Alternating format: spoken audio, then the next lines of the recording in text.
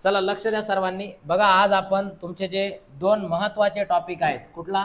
Projection of solid, projection of solid आणि intersection of solid. Projection of solid आणि कुठला? Intersection of solid. या दोन्ही चॅप्टरचं जर तुम्ही वेटेज बघितलं तर या दोन्ही चॅप्टरचं मिळून वेटेज किती आहे बरं? म्हणजे तुम्ही बघितलं तर या चॅप्टरवरचे जे क्वेश्चन आहेत किती मार्क्सचं वेटेज आहे? या प्रोजेक्शन ऑफ सॉलिडचं वेटेज किती आहे? 20 मार्कचे प्रश्न असतात जवळजवळ क्वेश्चन पेपरमध्ये. आणि इंटरसेक्शन ऑफ सॉलिडचे किती मार्कचे प्रश्न असतात? हे पण 20 मार्क, म्हणजे जवळजवळ 40 मार्कचे प्रश्न तुम्हाला क्वेश्चन पेपरमध्ये या दोन चॅप्टरवरचे दिसतात. तुम्ही हे दोन चॅप्टर जर चांगले केले ना, म्हणजे एकमेकाला रिलेटेड आहेत हे चॅप्टर. म्हणजे तुम्हाला प्रोजेक्शन ऑफ सॉलिड आलं तर इंटरसेक्शन ऑफ सॉलिड येतं, आणि हे आलं तर डेव्हलपमेंट ऑफ सरफेस पण येतं. कारण लक्षात घ्या, प्रोजेक्शन ऑफ सॉलिड असेल, इंटरसेक्शन ऑफ सॉलिड असेल, डेव्हलपमेंट ऑफ लॅटरल सरफेस असेल, हे तिन्ही पण चॅप्टर आहेत ना, हे कम्प्लिटली सॉलिडवर बेस आहेत. तुम्हाला सॉलिड म्हणजे काय माहिती आहेत? सॉलिड फिगर्स, 3 डायमेन्शनल फिगर कुठल्या कुठल्या आहेत सॉलिड फिगर? बघा, सगळ्यात पहिले एक सिलेंडर आहे. सिलेंडरचा बेस कसा असतो? सर्क्युलर, टॉप फेस सर्क्युलर आणि असा कोर सरफेस असतो, बरोबर. सॉलिड फिगर कोणत्या कोणत्या आहेत लक्षात घ्या. एक सिलेंडर असतो, अजून कुठला असतो? हा कोणता शेप आहे सांगा बरं? हा कोन आहे. बघा, एक सिलेंडर आहे, दुसरा एक आहे कोन. जे आपल्या परीक्षेत येतात तेच घेऊ आपण, एक भरपूर आहेत. एक सिलेंडर आहे, एक कोन आहे, त्याच्यानंतर सिलेंडर कोन नंतर हा कोणता शेप आहे सांगा बरं? हा कोणता शेप आहे?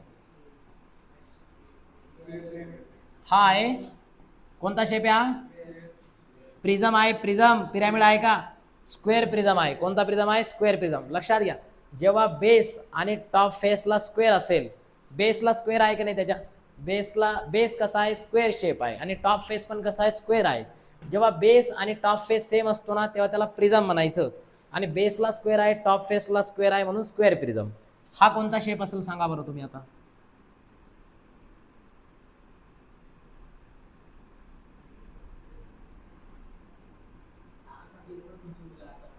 सांगू शकता हा कोणता शेप आहे? तर कोणता शेप आहे? कोणता प्रिझम आहे? पेंटॅगॉनल प्रिझम. बघा, बेसला काय आहे? पेंटॅगॉन. जर तुम्ही बघितलं तर बेसला आहे पेंटॅगॉन, बेसला पेंटॅगॉन आहे, आणि टॉप फेसला पण काय आहे? पेंटॅगॉन. तर मी तुम्हाला आत्ताच म्हटलं की बेस आणि टॉप फेस सेम असेल तर हा याला प्रिझम म्हणायचं. आणि कोणत्या टाईपचा प्रिझम आहे हा? हा पेंटॅगोनल प्रिझम आहे. तुम्हाला परीक्षेमध्ये पेंटॅगोनल प्रिझमवर प्रश्न येऊ शकतो, स्क्वेअर प्रिझमवर येऊ शकतो, कोनवर येऊ शकतो, सिलेंडर वर येऊ शकतो. हा ट्रायंग्युलर प्रिझमवर पण प्रश्न येऊ शकतो. बघा, बेसला ट्रायंगल आहे, बेसला ट्रायंगल आहे, त्याच्यानंतर टॉप फेसला पण ट्रायंगल. बघा, बेसला ट्रायंगल आहे, आणि मी जर तुम्हाला म्हटलं की याच्या टॉप फेसला पण असा ट्रायंगल आहे. बघा बघा असा, या टाईपमध्ये. बघा, बेसला ट्रायंगल आहे, टॉप फेसला पण ट्रायंगल आहे, याला ट्रायंग्युलर प्रिझम. आता प्रिझम नंतर बघा, तुम्हाला 4 टाईप आहेत प्रिझमचे. ट्रायंग्युलर प्रिझम भरपूर टाईप आहेत. आपल्या परीक्षेमध्ये जे प्रश्न येतात, एक तर ट्रायंग्युलर प्रिझमवर येईल, किंवा स्क्वेअर प्रिझमवर येईल, किंवा पेंटॅगोनल प्रिझमवर येईल, किंवा हेक्झॅगोनल. हेक्झॅगोनलपेक्षा जास्त नाही. हेक्झॅगोनल प्रिझम म्हटलं की त्याला बेसला काय राहणार? त्याच्या बेसला हेक्झॅगोनल प्रिझम म्हटलं तर बेसला काय राहील? हेक्झॅगॉन राहील. बघा, असा हेक्झॅगॉन बेसला आहे सपोज. दिसतोय का हेक्झॅगॉन? हेक्झॅगॉन वाटतोय की नाही? हेक्झॅगोनल प्रिझम, बेसला हेक्झॅगॉन आहे, टॉप फेसला हेक्झॅगॉन आहे, हेक्झॅगोनल प्रिझम. याच्यावर पण प्रश्न येऊ शकतो. किंवा पिरॅमिड. पिरॅमिड जर म्हणलं तर बघा, आता हा कोणत्या टाईपचा पिरॅमिड आहे सांगा बरं?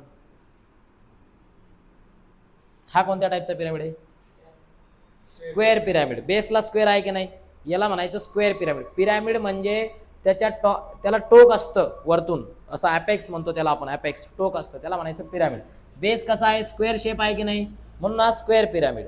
त्याच्यानंतर मी जर म्हटलं की बेसला असा पेंटॅगॉन आहे, बघा, बेसला काय आहे? पेंटॅगॉन आहे सपोज, आणि हे सगळे एका पॉईंटवर असे सगळे त्याचे फेसेस.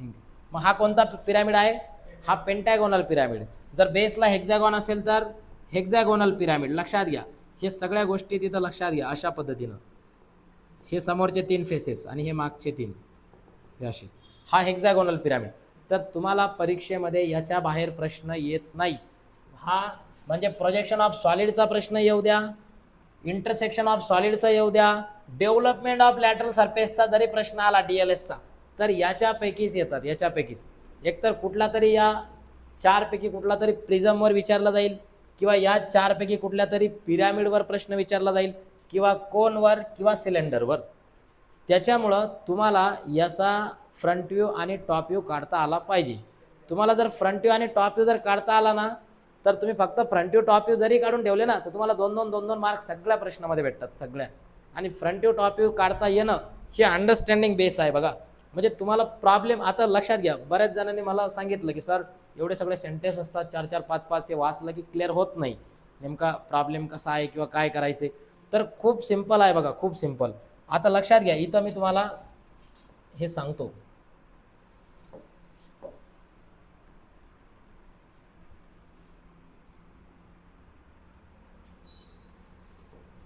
बघा आता लक्षात घ्या, आता तुम्हाला इथं प्रॉब्लेम आहे. एकदम बढिया पद्धतीनं आपण लक्षात घ्या. इथं सगळ्यात पहिलं तुम्हाला इथं प्रॉब्लेम आहे, हा एक प्रॉब्लेम आहे. आता बघा, आता आपण क्वेश्चन नंबर 3 वर फोकस करू.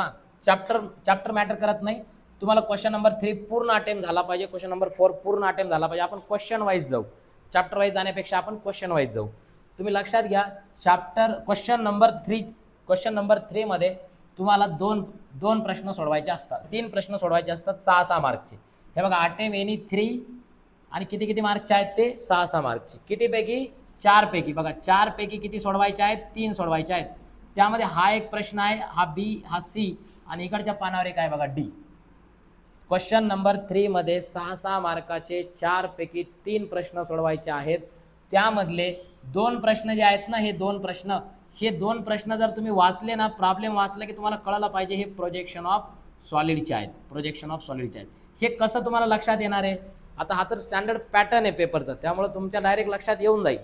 आता बघा इथं काय सांगितलं, एक स्क्वेअर प्रिझम आहे. स्क्वेअर प्रिझम म्हटलं की लगेच तुमच्या डोळ्यासमोर असा स्क्वेअर प्रिझम आला पाहिजे.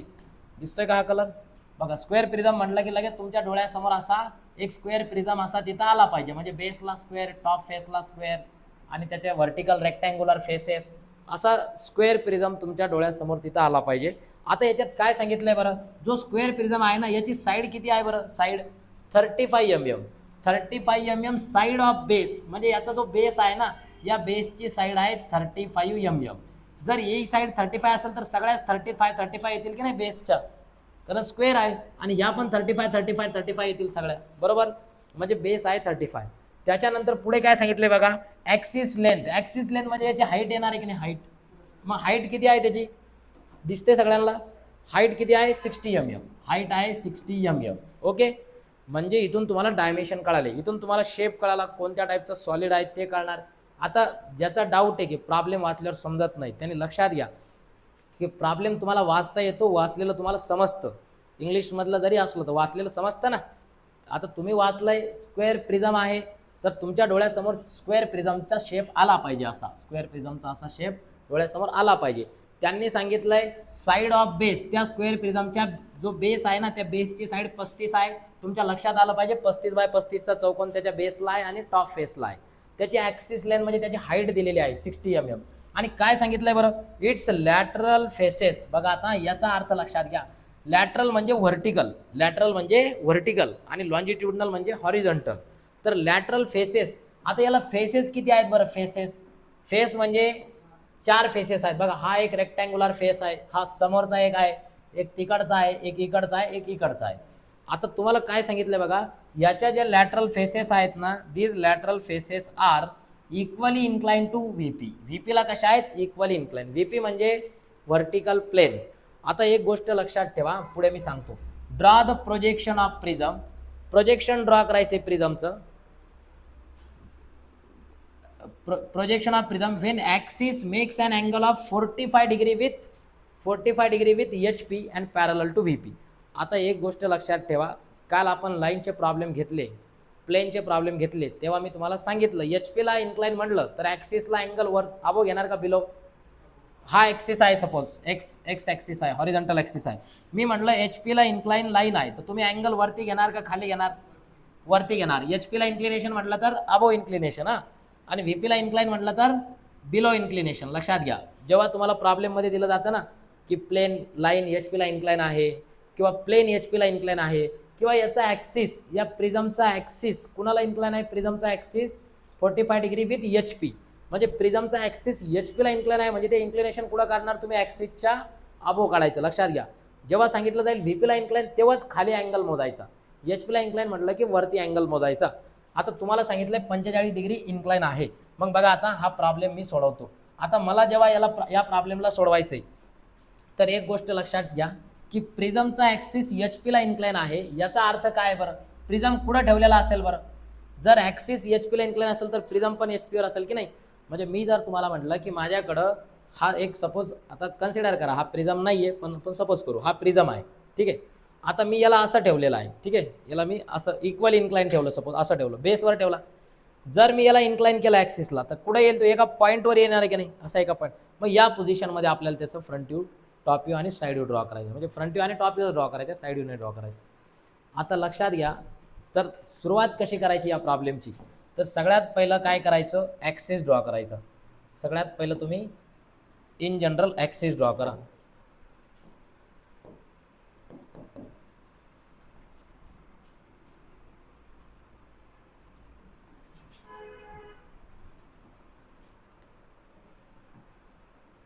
बघा आता सगळ्यात पहिलं काय करायचं, ॲक्सिस ड्रॉ करायचं. तर इथं आपण एक ॲक्सिस ड्रॉ करू. बघा हा ॲक्सिस मी ड्रॉ केला.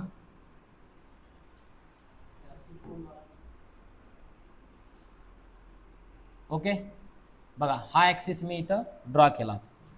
आता बघा ॲक्सिस ड्रॉ केल्यानंतर काय करायचं, ॲक्सिस ड्रॉ केल्यानंतर थोडा मोठा ड्रॉ करू. ॲक्सिस ड्रॉ केल्यानंतर याला ॲरो हेड दाखवायचे, अशा ॲरो हेड जे आहेत ते असे लॉंगर ॲरो हेड दाखवा. आता तुम्हाला काय सांगितलंय बरं, इथं तुम्हाला प्रॉब्लेममध्ये सांगितलेलं आहे की हा जो कोन आहे, हा जो स्क्वेअर प्रिझम आहे ना, या स्क्वेअर प्रिझमची साईड ऑफ बेस दिलेली आहे तुम्हाला. मग सगळ्यात पहिलं तुम्ही गिवन डाटा लिहिला तर अजून बेटर. स्क्वेअर प्रिझम आहे, स्क्वेअर प्रिझममध्ये साईड ऑफ बेस किती आहे, साईड ऑफ बेस म्हणजे प्रॉब्लेम तुम्हाला परत परत वाचायची गरज नाही. साईड ऑफ बेस किती आहे, 30 mm आहे का 45 आहे, 35 mm. बघा साईड ऑफ बेस दिलेला आहे 35 mm, साईड ऑफ बेस आहे 35 mm.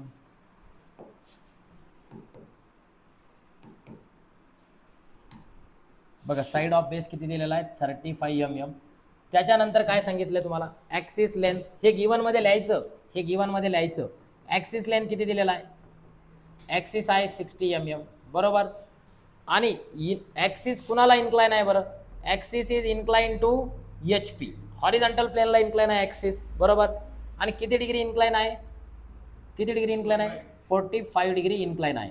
आता लक्षात घ्या, जेव्हा प्रिझमचा ॲक्सिस HP ला 45 डिग्री इन्क्लाइन आहे, म्हणजे असा इन्क्लाइन होणार आहे की नाही, इकडं असा इकडं ॲक्सिस इन्क्लाइन आहे. म्हणजे बघा मी जर तुम्हाला म्हटलं की माझ्याकडं सपोज जो ॲक्सिस आहे, बघा हवं तर आपण इथून घेऊ याला. बघा आता सपोज मी जर तुम्हाला म्हटलं की मला काय करायचं आहे, इथून ॲक्सिस दाखवतो मी. बघा आता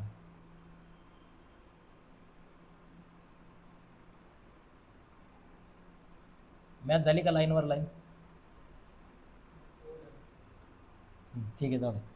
बघा आता इथून मला किती अँगल घ्यायचा आहे, 45. हे बघा 45 इथं आहे, 45 इथं आहे.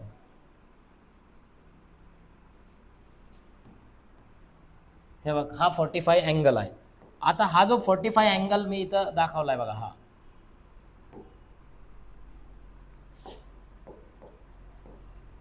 बघा आता हा जो 45 अँगल आहे,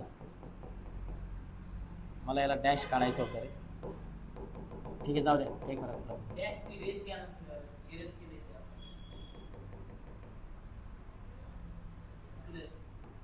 ठीक आहे जाऊ दे, इकडे लक्षात घ्या, तुम्ही अँगल लक्षात घ्या, इथला अँगल 45 आहे. ओके, आता बघा तुम्हाला आता पुढे काय सांगितलं, हा 45 डिग्री अँगल आहे, इन्क्लाइन आहे. मग इनिशियली काय करायचं, जो प्रिझम आहे ना तो व्हर्टिकल आहे सपोज करायचं, असं व्हर्टिकल, आणि नंतर त्याला इन्क्लाइन करायचं. व्हर्टिकल आहे असं सपोज करायचं, नंतर इन्क्लाइन करायचं.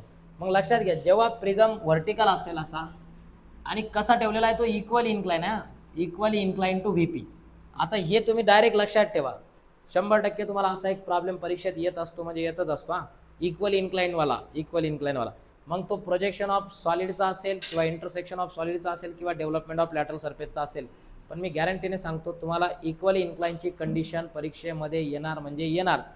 तीनपैकी कुठल्या तरी एका चॅप्टरवर इक्वली इन्क्लाइनची कंडिशन येतेच परीक्षेमध्ये. तुम्ही प्रत्येक पेपर बघा, तुमच्या लक्षात येऊन जाईल.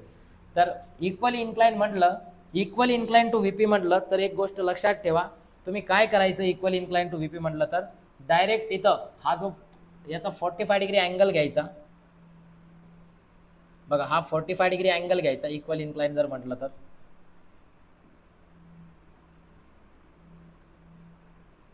हे बघा आता इथून आपण एक 45 डिग्री इन्क्लाइन अँगल घेऊ. हे बघा हा 45 डिग्री इन्क्लाइन अँगल घेतला आपण. ठीक आहे. आता या 45 डिग्री इन्क्लाइन अँगलवर काय करायचं इथं तुम्हाला, इथून तुम्हाला या 45 डिग्री इन्क्लाइनवर एक इक्वली इन्क्लाइन स्क्वेअर ड्रॉ करायचा. इक्वली इन्क्लाइन स्क्वेअर ड्रॉ करायचा. मग याची लेंथ किती आहे बरं, याची लेंथ किती आहे, स्क्वेअरची लेंथ किती आहे 35. मग लक्षात घ्या 35 mm ही लेंथ घ्या. 35 mm अँगल किती घेतला 45 डिग्री. इकडं लक्षात घ्या हे 35 ही 35 लेंथ घ्या. ही लेंथ 35 घेतल्यानंतर इथं रोलर 90 डिग्रीमध्ये सेट करायचं. रोलरवर 90 डिग्री असतो की नाही, ते अर्धा सर्कल असतं की नाही रोलरवर, ते इथं सेट करा. इथून एक इकडं लाईन ड्रॉ करा, एक साईड इकडं ड्रॉ करा. किती लाईन ड्रॉ करता याची 35. परत ही याला पॅरलल रोलरला मागे ओढा, ही इकडं 35 ड्रॉ करा.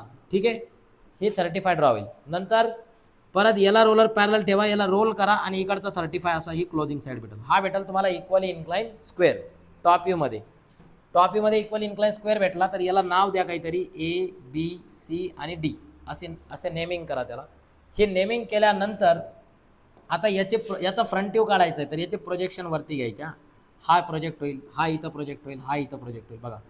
आणि याची ॲक्सिस लेंथ किती आहे बरं 60 mm आहे. मग इथून 60 mm हाईटपर्यंत तुम्हाला हे दोन फेसेस दिसणार आहे, AB वाला एक आणि BC वाला आहे. मग हे AB आणि BC 60 mm हाईटचे असे तुम्हाला याचे दोन फेसेस दिसतील. याला A' नाव द्या. बघा याला A' नाव द्या. A' आहे ना हा, तर A' याला पण A' म्हणा. इथं B आणि D एका लाईनवर येतील, B' D' B' D'. याला C' म्हणा, याला आपण C' म्हणा. हवं तर त्याला तुम्ही डबल डॅश पण म्हणू शकता, डबल डॅश. ठीक असं, किंवा सिंगल डॅश म्हटलं तरी चालेल. हा म्हणजे हा बेसचा स्क्वेअर आहे ABCD. इथं असा प्लेन दिसतोय तो, आणि टॉपला पण. म्हणजे लक्षात घ्या जेव्हा तुम्हाला अशा पद्धतीनं square prism equally incline to VP असा क्वेश्चन येईल, इक्वली इन्क्लाइन टू VP, तेव्हा तुम्ही टॉप व्ह्यूमध्ये इक्वली इन्क्लाइन स्क्वेअर काढायचा आणि फ्रंट व्ह्यूमध्ये याच्याच प्रोजेक्शन घेऊन जेवढी ॲक्सिसची हाईट दिलेली आहे तेवढ्या हाईटमध्ये अशा पद्धतीनं तुम्हाला एक त्याचा रेक्टँग्युलर जो पार्ट आहे हा रेक्टँग्युलर फ्रंट व्ह्यू तुम्हाला दिसणार आहे. ठीक आहे एवढा. आता हे इथं लक्षात घ्या हा ॲक्सिस कसा झाला बरं, आता 90 डिग्रीमध्ये झाला की नाही. या प्लेनला, या हॉरिझॉन्टल प्लेनला ॲक्सिस कसा झालेला आहे 90 डिग्री. पण आपल्याला प्रॉब्लेममध्ये काय सांगितलं, तो 45 डिग्री इन्क्लाइन आहे असं सांगितलं की नाही. मग काय करायचं, या ॲक्सिसला 45 डिग्रीमध्ये इन्क्लाइन करायचं आहे. याला काढून टाकू आपण, जाऊ दे, हे आपण मेजरमेंट घेत बसलो वगैरे टाइमपास झाला. आता लक्षात घ्या तुम्हाला काय करायचं आहे, याला परत थोडंसं पुढे प्रोजेक्ट करा आणि हा जो होता ना हा 90 डिग्रीमध्ये, याला 45 मध्ये इन्क्लाइन करायचं. तर काय करायचं, एक 45 डिग्री अँगल घ्या. इथं 45 डिग्री एक अँगल घ्या. या 45 डिग्रीमधून ही जेवढी लेंथ आहे ना, ही जेवढी लेंथ आहे याची हाईट तुम्हाला माहिती आहे 60 mm. ही 60 mm हाईट इथं ड्रॉ करा. 60 mm हाईट इथं ड्रॉ करा. ही 60 mm हाईट ड्रॉ केल्यानंतर आता तुम्हाला माहिती आहे ही साईड तुम्ही ड्रॉ केली सपोज. याला नाव देऊ आपण C डबल डॅश किंवा C1 पण म्हणू शकता तुम्ही त्याला. C1 डॅश म्हणा आणि याला C1 डबल डॅश म्हणा. ठीक आहे. आता मला सांगा बघा हा जो ही लाईन आणि ही या दोघांमध्ये अँगल किती आहे 90 डिग्री आहे. मग तुम्ही जर याला वाकडा केला तर हा अँगल चेंज होणार आहे का, हा 90च राहील. म्हणजे ही जी साईड आहे ही अशी वरती जाईल की नाही, इकडं तुम्ही पूर्ण प्रिझमच असा बेंड करताय 45 डिग्रीमध्ये, म्हणजे ही साईड अशी जाईल की नाही, अशी इकडं. कोणती वाली, ही CA' वाली. मग याची लेंथ घ्या, कंपासमध्ये घ्या किंवा इथं घ्या अशी, आणि असा ड्रॉ होईल. मग नंतर परत याला पॅरलल रोलर सेट करा. परत बघा इथं कंपासमधून हे डिस्टन्स घ्या, इथं मार्क करा. हे पण डिस्टन्स तुम्ही कंपासमधून मार्क करा असं. म्हणजे C' पासून B' D' हे पॉईंट मार्क करा. C' पासून हा A' मार्क करा आणि याला रोलर पॅरलल ठेवा. रोलर पॅरलल ठेवून हा पॉईंट वरती घ्या, हा वरती घ्या असं. ठीक आहे. नंतर याला पॅरलल रोलर ठेवा, याला वरती प्रोजेक्ट करा, इकडे ड्रॉ करा असं. ठीक आहे. बघा हा B1 डॅश D1 डॅश आहे, तर हा B1 डबल डॅश आणि D1 डबल डॅश भेटल. हा A1 डबल डॅश आहे, तर हा A2 डबल डॅश भेटल. ठीक आहे, क्लिअर आहे. काय केलं आपण, फक्त याला 45 डिग्रीमध्ये इन्क्लाइन केलंय, लक्षात घ्या. आता काय करायचं बघा, आता याचे प्रोजेक्शन घ्या सगळे खाली, याचे सगळे प्रोजेक्शन खाली घ्या. हा प्रोजेक्शन, हा प्रोजेक्शन, हा प्रोजेक्शन, नंतर हे प्रोजेक्शन येईल, हे पण येईल आणि हे पण येईल. हे सगळे प्रोजेक्शन्स खाली घ्यायचे. नंतर हे सगळे प्रोजेक्शन्स इकडे घ्या, हे प्रोजेक्शन्स, हे प्रोजेक्शन्स आणि हे प्रोजेक्शन्स. बघा हे प्रोजेक्शन असे. आता काय करायचं, सेम पॉईंट्स मॅच करायचे, सेम पॉईंट्स. बघा आता इकडचा ए आणि इकडचा ए कुठं आहे बरं, इथं आहे का नाही. हा इकडचा ए, इकडचा ए, इथं मॅच करा, हा भेटेल A1. इकडचा बी इथं आहे बघा, ह्या B1. इकडचा सी या लाईनवर आहे, इकडून सी या लाईनवर आहे, इथं भेटेल C1. इथं D1 मॅच होते बघा, इकडचा डी, इकडचा डी, इथं D1. तसंच पुढचा इकडं ए आहे या लाईनवर बघा, या लाईनवर ए आहे, परत या लाईनवर ए आहे, म्हणजे इथं परत A1. इकडं परत हा बी इकडं आहे, हा इकडचा बी इथं आहे, इथं भेटेल बी. या लाईनवर सी आहे, या लाईनवरचा सी इकडं आहे, सी. इथं डी भेटेल बघा, हा डी या लाईनवर आहे, हा इकडचा डी, इथं डी भेटेल. आता लक्षात घ्या, आता तुमचे मार्क जातात पुढे. जर इथं डार्क काय करायचं आणि डॉटेड कोणतं काढायचं, इथं मार्क काढता. आता लक्षात घ्या. आता तुम्ही जर टॉप व्ह्यूने बघितला, टॉपने याला वरतून जर बघितला, हा जरी इन्क्लाइन केला असला तर वरचा चौकोन पूर्ण दिसणार आहे की नाही तुम्हाला. म्हणजे इकडं लक्षात घ्या, याची पोझिशन कशी आहे बरं, याची जी पोझिशन आहे ना ती या टाईपमध्ये आहे बघा, या टाईपमध्ये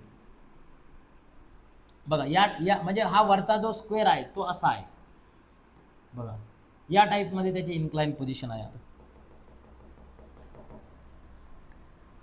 थोडा इमॅजिन करा, तुम्हाला म्हणजे लक्षात येऊन जाईल का. याला तुम्ही टॉपने बघितल्यावर वरचे सगळे साईड दिसणार आहे, ही सगळी साईड दिसेल ना वरतून बघितल्यावर. म्हणजे हे सगळे ABCD लक्षात घ्या, ABCD सगळे दिसणार आहे. म्हणजे इकडचे सगळे ABCD कसे जॉईन होणार, डार्क जॉईन होणार. हा म्हणजे थिक येणार, ते डार्क म्हणजे घोटायचं नाही त्याला, म्हणजे कंटिन्युअस लाईनने ड्रॉ होणार. हा A B ला जॉईन, BC CD AD, हे बघा हा चौकोन पूर्ण दिसणार आहे पूर्ण. पण आता लक्षात घ्या, आता तुम्ही परत वरतून जर बघितलं तर हा खालचा स्क्वेअर दिसणार आहे का तुम्हाला, हा खालचा नाही दिसणार. त्यामुळं आता काय करायचं, याला इकडून बघायचं, इकडून. आणि इकडून बघितल्यावर AB साईड दिसेल की नाही, इकडून बघितल्यावर AB साईड दिसणार आहे की नाही. ही या डायरेक्शनने बघितलं तर AB दिसेल, मग AB डार्क दिसणार आहे, म्हणून याला असं कंटिन्युअस लाईनने जॉईन करायचं. ही दिसणार आहे AD, मग याला पण डार्क जॉईन करा असं. ठीक आहे. आता इकडून बघितल्यावर हे मागचं दिसणार आहे का, ही CD साईड तिकडची नाही दिसणार, मग याला कसं जॉईन करणार, याला dot dot dot dot join करायचं. आणि ही कशी दिसणार, BC पण डॉटेड, ही पण मागे येते की नाही, म्हणजे याला पण डॉटेड जॉईन करायचं. ठीक आहे. आता हे झाल्यानंतर आता वरतून बघितलं तर हे एला ए जॉईन दिसणार आहे की नाही, एला ए, म्हणजे एला ए जॉईन म्हणजे हे एला ए पूर्ण डार्क येणार, ही डार्क जॉईन होणार, लक्षात घ्या. त्याच्यानंतर परत वरतून बघितलं तर ही बी ला बी, ही वर आहे लक्षात घ्या, हे बी ला बी जॉईन दिसणार, म्हणजे हे बी ला बी डार्क येईल. आणि ही डी ला डी पण जॉईन दिसणार डार्क. आणि ही CC लाईन दिसेल का तुम्हाला वरतून, ही तर खाली आहे अशी, म्हणजे ही CC कशी येणार आहे, डॉटेड येणार, लक्षात घ्या. म्हणजे अशा पद्धतीनं तुमचा हा स्क्वेअर प्रिझमचं प्रोजेक्शन ड्रॉ होणार आहे. खूप सिंपल आहे, एकदम बढिया. 6 मार्क आहेत याला. 2 मार्क या इनिशियल स्टेपला असतात आणि 4 मार्क या फायनल स्टेपला असतात. 2 मार्क इनिशियल स्टेपला असतात, 4 मार्क फायनल स्टेपला असतात. हे 4 मार्क कसे असतात माहिती आहे का तुम्हाला, हा 1 मार्क याला असतो, 1 मार्क याला असतो. आता हा आय स्कीममधला पॅटर्न आहे, मी आय स्कीमपर्यंत शिकवलं, के स्कीमच्या मुलांना मी नाही शिकवलं हे, पण तरी पण मला म्हणजे सिलेबस तोच आहे, त्यामुळं त्याच्यात काही अडचण नाही. तर लक्षात घ्या. आता इथं परत तुम्हाला या स्टेपला दोन मार्क इथं असतात आणि तुमचे मार्क पुढे डिडक्ट होतात. बऱ्याच मुलांची इथं डॅश लाईन जी असते की नाही, या डॅश लाईन प्रॉपर न ड्रॉ केल्यामुळे इथं मार्क तिथं रिड्यूस होतात बऱ्याच जण. क्लिअर आहे सर्वांना. आता लक्षात घ्या. आता दुसरा प्रश्न, याला मिटवू का, याला इरेज करू का फोटो गिटो काढायचे का तुम्हाला, आहे ते, यस रेकॉर्ड होतोय. किती मिनिटाचा झालाय तो व्हिडिओ, किती मिनिटात झालाय फजल ते, बापरे बरंच मोठा झाला रे.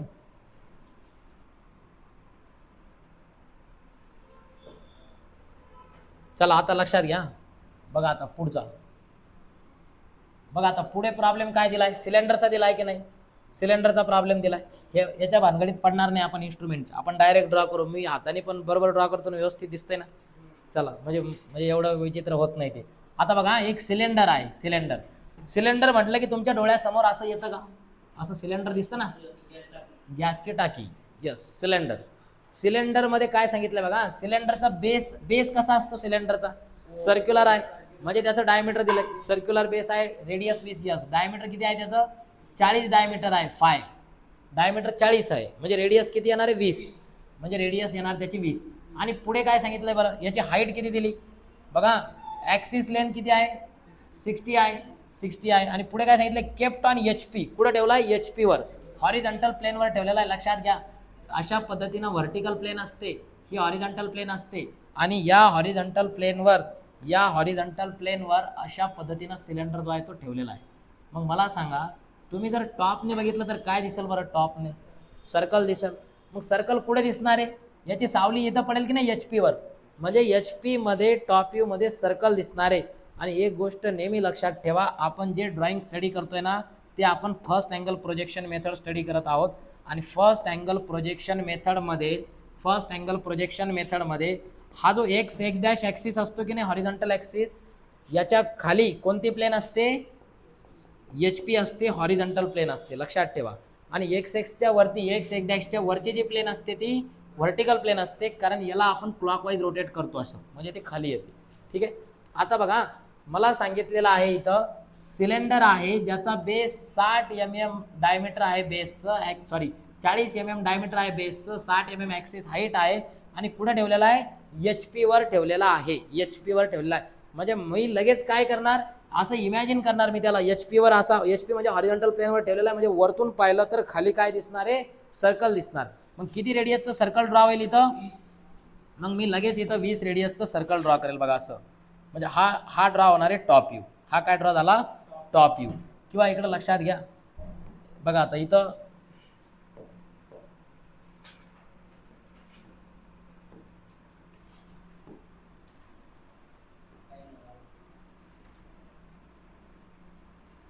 ठीक आहे. चला बघा, आता हे काय झालं? हा झाला टॉप व्ह्यू. आता मला काय करायचंय? आता मला फ्रंट व्ह्यू ड्रॉ करायचे. ना फ्रंट व्ह्यू मध्ये काय दिसेल बरं? रेक्टँगल दिसेल. फ्रंट व्ह्यू मध्ये काय दिसेल? रेक्टँगल दिसेल. लक्षात घ्या, फ्रंट व्ह्यू तुम्ही जर याचा बघितला ना, तर याची अशी शॅडो इकडं पडणार आहे. हे बघा, असा रेक्टँगल दिसणार आहे. हा इकडून जर तुम्ही बघितलं याला फ्रंट व्ह्यू मध्ये, टॉप व्ह्यू मध्ये सर्कल आणि फ्रंट व्ह्यू मध्ये रेक्टँगल. मग इकडं लक्षात घ्या, आता याचे बेसचं डायमीटर तुम्हाला माहित होतं, 40 बेस डायमीटर असलेलं तुम्ही टॉप व्ह्यू मध्ये सर्कल ड्रॉ केलं. आता याच्या प्रोजेक्शनमध्ये एक रेक्टँगल तिथं ड्रॉ होणार आहे. मग काय करायचं? याचे प्रोजेक्शन घ्या. बघा, सगळ्यात पहिलं तर याचं सेंटर तुम्हाला माहीत असणार आहे. मग ॲक्सिस काढा हवं तर इथून तुम्ही असं बघा, असं ॲक्सिस कसा काढतात माहिती ना सगळ्यांना? कोणती लाईन म्हणतो याला आपण? या लाईनला कोणत्या टाईपची लाईन म्हणतो आपण? कोणती लाईन म्हणतो याला? Centre line. अरे चेन 3 लाईन असते ती. ठीक आहे, थोडी वाकडी झाली, हरकत नाही. शेपमधून घ्यायचं, त्याच्यात टाइमपास होतो यार, त्याच्यामुळे वाटतं जाऊ द्या.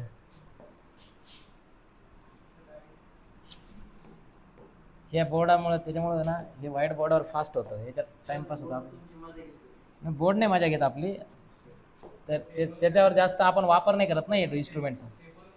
ठीक आहे, याचं म्हणणं आहे शेपमधून घेऊन टाकू. शेपमधून डॅश लाईन घ्यायची म्हणतो का तू? ठीक आहे, घेऊन टाका.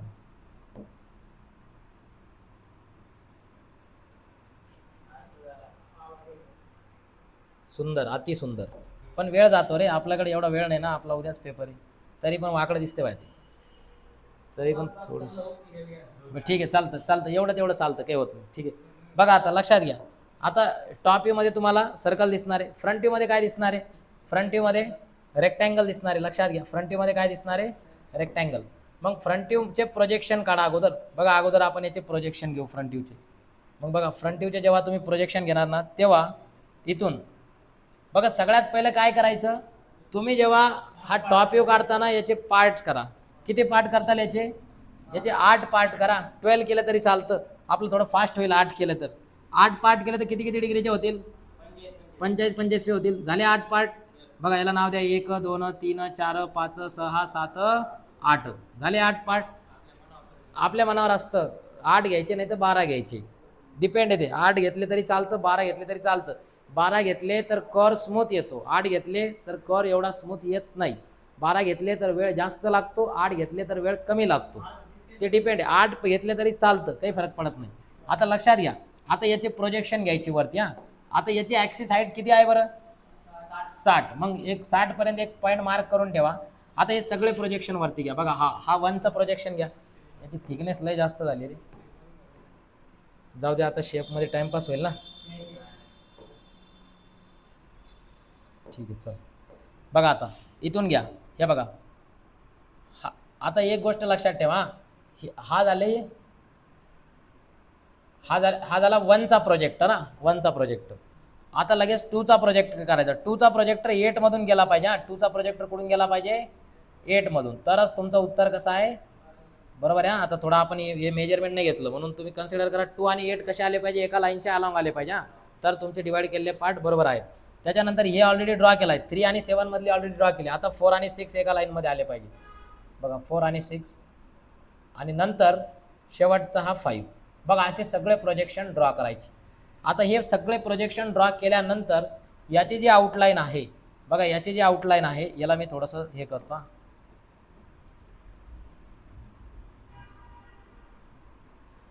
बघा आता लक्षात घ्या, इथं आपण काय केलं, याला सपोज हा हॉरिझॉन्टल ॲक्सिस आहे.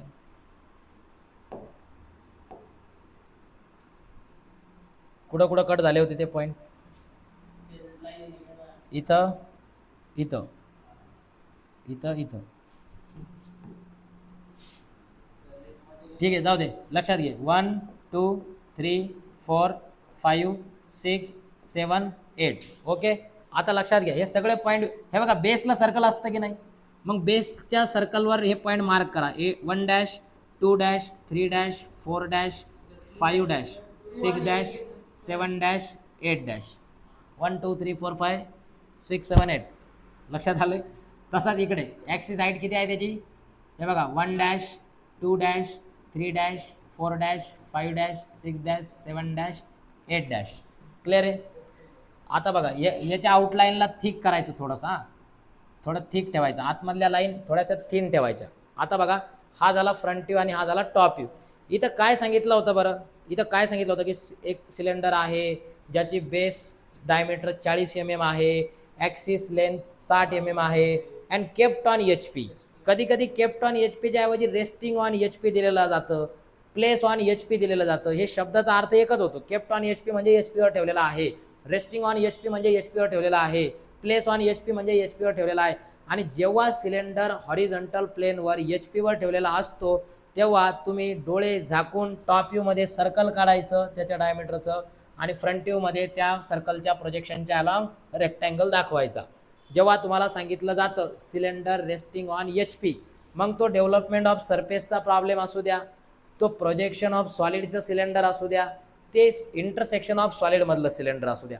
सिलेंडरचं डेव्हलपमेंट ऑफ लॅटरल सरफेसमध्ये पण सिलेंडरचे प्रॉब्लेम येतात, इंटरसेक्शन ऑफ सॉलिडमध्ये पण सिलेंडरचे प्रॉब्लेम येतात आणि प्रोजेक्शन ऑफ सॉलिडमध्ये देखील सिलेंडरचे प्रॉब्लेम आहेत. आणि सगळीकडं पोझिशन तुम्हाला यापैकीच दिलेली असते.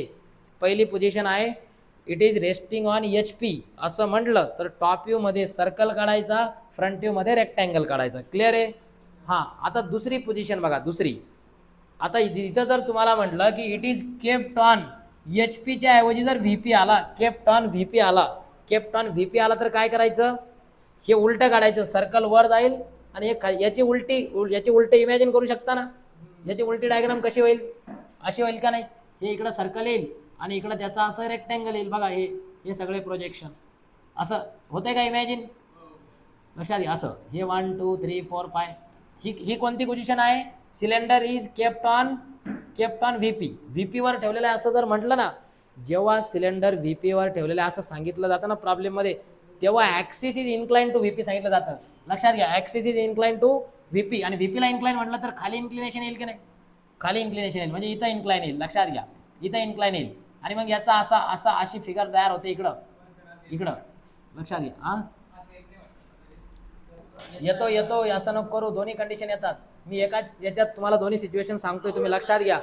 प्रॉब्लेम सोपे आहेत, तुम्हाला वाचल्यावर समजलं पाहिजे. पोझिशन समजली पाहिजे, कंडिशन समजली पाहिजे.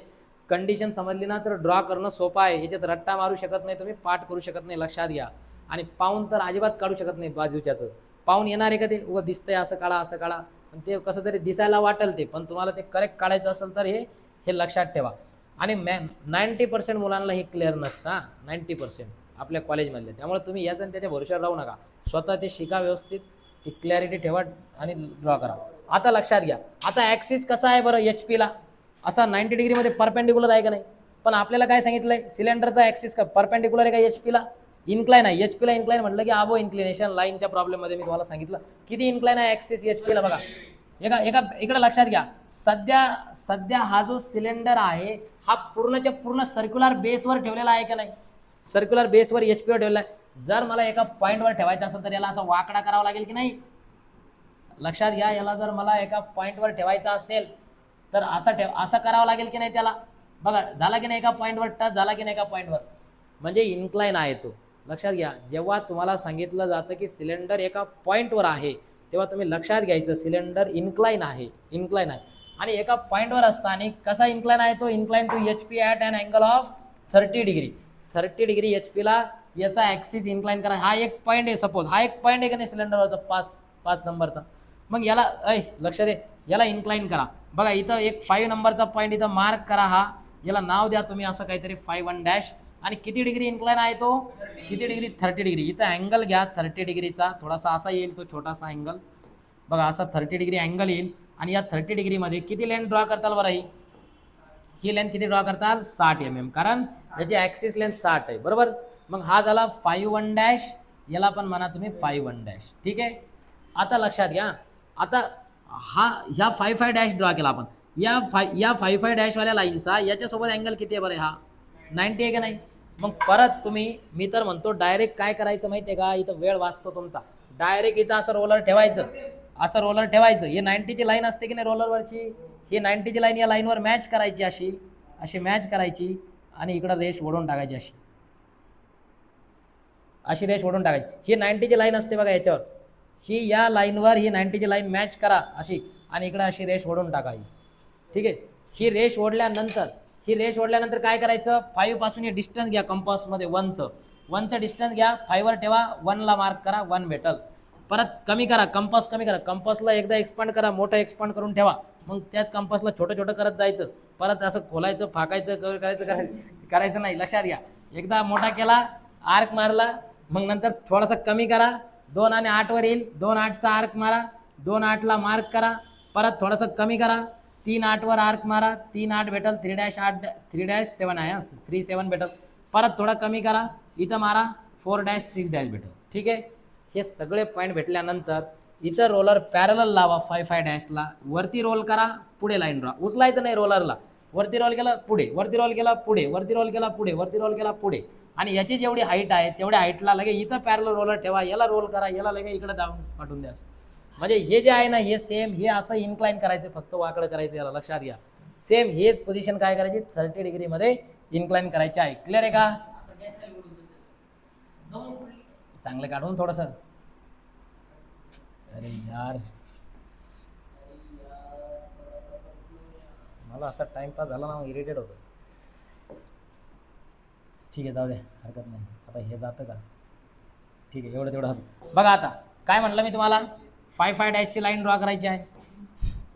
तू मजा घेऊ नको आता. आता लक्षात घ्या, 5-5 लाईन ड्रॉ करा. किती डिग्रीमध्ये आहे माहिती आहे ना तुम्हाला, 30 डिग्रीमध्ये आहे. 5-5 मी सांगितलेली प्रोसिजर लक्षात आहे. मी इथं 90 डिग्री रोलर ठेवाल, इकडं ड्रॉ कराल, हे जेवढं आहे 1 तेवढ्या याच्यावर मी 1ला मार्क कराल, हा मी 1 मार्क केला. इकडं जेवढ्या याच्यावर 2-8 आहे तिथं मी 2-8 मार्क केला.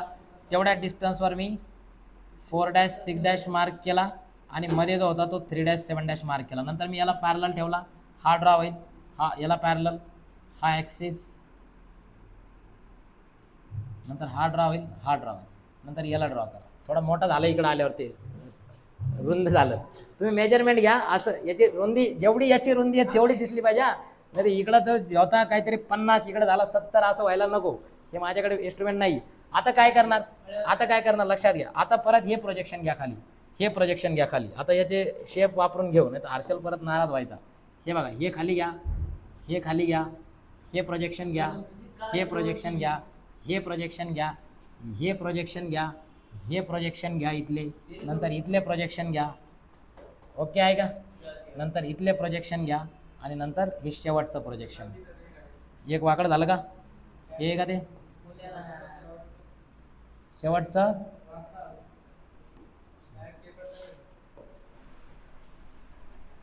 जाऊ दे, काही होत नाही. थोडंसं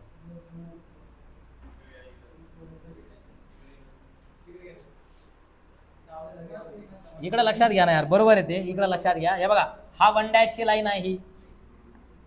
हे बरोबर आहे, तुम्ही फक्त लक्ष द्या इकडं. हे बघा, हा 1 आहे, हा 2 8 आहे, हा 3 7 आहे, हा 4 6 आहे आणि हा 5 आहे. इथं आहे ना 5 आहे. हे फक्त इथं लिहिलं मी, तो इकडं आहे 5. लक्षात येतंय? आता लगेच फजल लक्ष दे. आता हा 7 आहे, याचे प्रोजेक्शन इकडं घ्या, इथपर्यंत घ्या. मी तर 7 पर्यंतच घेत असतो, पण घेऊन टाकू. याचे प्रोजेक्शन घ्या, याचे प्रोजेक्शन घ्या, याचे प्रोजेक्शन घ्या. हे बघा, हे एका लाईन मध्ये येतात 2 4 वगैरे. नंतर अरे हा 5 थोडा पुढे पाहिजे होता का? ठीक आहे, पुढं करू त्याला, डोंट वरी. बस का बाहेरपर्यंत घेतलं तरी काही? अरे त्याची गरज नाही, तो इथंच येऊन जातो, त्याची गरज नाही. चला, शेवटचा कुठे? 3. हा 3 इकडं. हे बघा, आता लक्ष द्या. आता लक्ष द्या. आता तुम्ही जर वरतून पाहिलं तर हे सगळं गोल सर्कल दिसणार आहे की नाही तुम्हाला? असा वाकडा हे बघा, वरतून पाहिलं तर हे सगळा गोल सर्कल दिसेल की नाही असं वरतून पाहिल्यावर? म्हणजे हे सगळे पॉईंट. आता पहिलं पॉईंट मॅच करा. बघा, इकडचा 1 इथं आहे का? इथं होतं ना मॅच. हे बघा, हा 1 इकडचा, हा 2 हा 3 हा 4 हा 5 हा 6 हा 7 आणि हा 8. बघा, मॅच करा. 1 इकडचा 2 हे बघ हर्षल, हे इथं 3. हे बघ, इकडचा 3 हा इकडं 4 हा इकडचा 4 इकडचा, हा इकडचा 5 हा इकडचा 5 इकडचा 6 इकडं 6 इकडं 7 इकडं 7 इकडं 8. ओके, क्लिअर आहे? थोडं फास्ट होतंय पण लक्षात घ्या, आपल्याकडे वेळ कमी आहे. हा फ्रेंच कर घ्यायचा. फ्रेंच कर मध्ये कमीत कमी 3 पॉईंट बसले पाहिजे. एक बढिया ट्रिक सांगतो मी तुम्हाला. काय करायचं? फ्रेंच कर मध्ये एक कोपरा बसवायचा. एक कोपरा. कोणता कोपरा? हा वाला कोपरा बसवायचा. हा, या 3 पॉईंटचा कोपरा जिथं बसला तिथून फ्रेंच करला पलटी आणायची इकडं. लक्ष द्या, फ्रेंच करचा जो कोपरा या 3 पॉईंट मध्ये बसतो की नाही? कोणत्या 3 पॉईंट मध्ये? हे बघा, हे 7 8 आणि 5 हे 3 पॉईंट ज्या कोपऱ्यामध्ये बसतील त्या कोपऱ्याला पलटी आणायची. त्याच कोपऱ्यात सगळं जॉईन करायचं. हे बघा, हे इथं बसले ना. आता फ्रेंच कर आहे का कोणाकडे? काय पोरं यार. हे बघा, इथं जिथं फ्रेंच कर बसला ना, या असा फ्रेंच कर सपोज इथं बसला. इकडं लक्ष द्या. असा फ्रेंच कर इथं बसला. याला पलटी मारा अशी इकडं, इकडून पलटी मारून इकडं जॉईन करा. परत फ्रेंच करला खेळत बसू नका. याला लगेच खालून पलटी मारा, इकडं ड्रॉ करा. परत इकडून तिकडं पलटी मारा, इकडं ड्रॉ करा. एकदाच बघायचं कोणत्या ठिकाणी 3 पॉईंट बसतात आणि याला कॉर्नर नाही आला पाहिजे.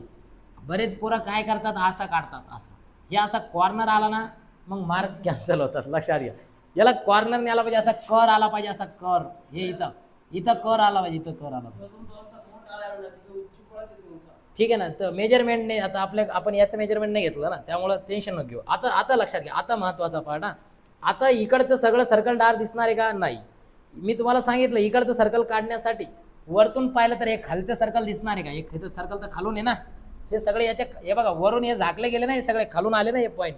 मग याला हे वरतून तर दिसणार नाही हे सगळे पॉईंट. मग याला इकडून बघायचं, इकडून. आणि इकडून बघितल्यावर कोणते कोणते दिसतील बरं? हे 3 2 1 8 7. मग हे मॅच करा. बघा, हा सगळ्यात पहिलं तर हा 1 आहे, हा 2 आहे, हा 3 आहे, हा 4 आहे, हा 5 आहे, हा 6 आहे, हा 7 आहे आणि हा 8 आहे. आणि इकडून जर तुम्ही बघितलं ना, काय म्हटला? हे बघ, हे सगळे दिसतात ना इकडून बघितल्यावर? हे सगळे इकडून बघितल्यावर दिसतात. आणि हे इकडचे कसे येतील? डॉट नाही, डॅश काढायचं त्याला. डॅश, डॉट आणि डॅश मध्ये लय फरक असतो. हे बघा, असा दिसल. आता परत वरतून बघा, 1 ची लाईन 1 ला जॉईन आहे. 1 ची लाईन कशाला जॉईन आहे? 1 ला. तर इथं लक्षात घ्या, तुम्ही काय करायचं इथं, याचे खरं तर याचे आउटलाईन जॉईन करा. Direct dark. ही एक आउटलाईन, ही एक आउटलाईन. आणि इथं काय करायचं? ॲक्सिस दाखवायचं. ॲक्सिस ह्याच्यामध्ये. हे बघा, असं. हे झालं प्रोजेक्शन ऑफ सिलेंडर. कळालं? Projection of cylinder. अगोदरचा होता प्रोजेक्शन ऑफ प्रिझम होता. 6 मार्काचे 2 असे प्रश्न येतात. आता मी जर तुम्हाला म्हटलं की सेम हाच प्रॉब्लेम आहे, फक्त तुम्हाला जर इथं सांगितलं की इन्क्लाइन टू एच पीच्या ऐवजी इन्क्लाइन टू व्ही पी सांगितलं, किंवा रेस्टिंग ऑन व्ही पी म्हटलं, इन्क्लाइन टू व्ही पी म्हटलं, किंवा अँगल जो आहे तो व्ही पी सोबत दिलाय, तर सेम हेच सगळं वरतून जाणार, हे खालून येणार. क्लिअर? क्लोज कर. हा, ओढून घ्या.